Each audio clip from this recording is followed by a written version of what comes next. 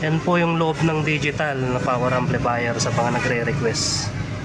Ayan po. Ganyan kasulit ang loob niya. Ang lalaki ng capacitor, oh. 4 inches. Spatin natin. Ayan po.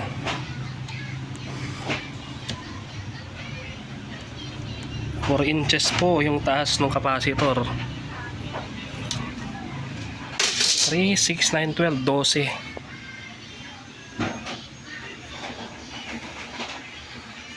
$100 po yung power supply niya, mga bossing. Kung nakikita nyo po, 100 volts po.